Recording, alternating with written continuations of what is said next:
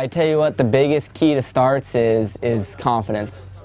Though it is. I mean, you'll go to a local race and you'll see the guy wearing blue jeans and a t-shirt, and he lines up on the gate, might have only done 3 starts in his life, but he frickin' goes out and rips the whole shot because the guy wants to get the frickin' whole shot.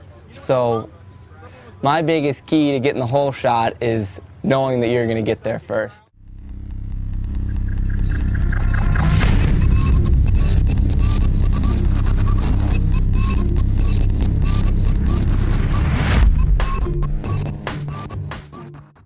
Dirt starts, you know, making sure that your runway is nice and hard packed. You got good traction, no big ruts coming out of it. You want to pick a start that on the other side of the gate's nice and smooth, so nothing's going to catch you off guard, no rocks. Pressing the gate, you want to have it packed really good, and then I always sprinkle a little dirt over it just to make a little bit of spin so it doesn't pop up on you when you pull out.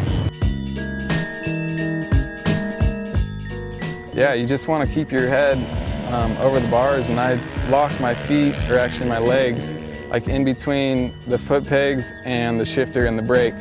That way when I take off, you know, if it wants to throw me back, I have that lock with my legs, and it just keeps me over the front.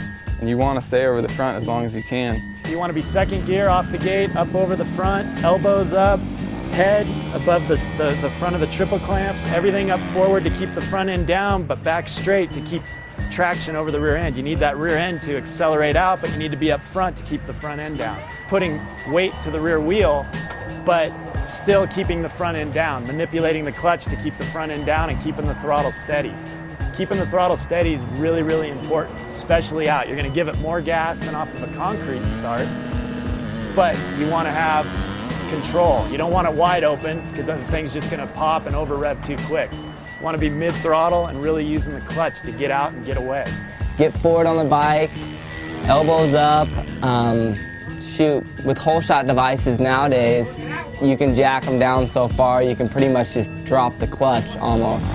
You want to find that sweet spot in the middle. You know, some people sit too far forward, and then when you're so aggressive with the clutch coming out of the gate, if you're too far forward, you can't help but slide. I'm only usually probably about quarter throttle, but when you have the clutch in, it seems so high in the RPMs, and if you're on a really tacky track, I mean, the thing practically, if you dump it too quick, it'll almost loop out on you. So you want to just have a good feel for it. And then just trying to let the clutch out smooth, not bringing it back because you're trying to wheelie or whatever, just letting it out smooth and never pulling it back. I start with both feet on the ground in between the peg and the brake and the peg and the shifter. You can go with finger on the brake and kind of release the clutch slow, but I personally just kind of like to dump it. I prefer 2 legs down just because I feel like I have more balance. For me, I start on the dirt with only 1 foot down. You know, like I keep my foot with the shifter on the peg. It's like a Euro thing, you know, a lot of European does that. You know, in America, everybody starts 2 feet down. Always look at the pin for the start. You know, not too many people look at the gate itself. You know, like you would see a lot of people looking sideways to find a little hole so you can see the tube, you know, on the bottom.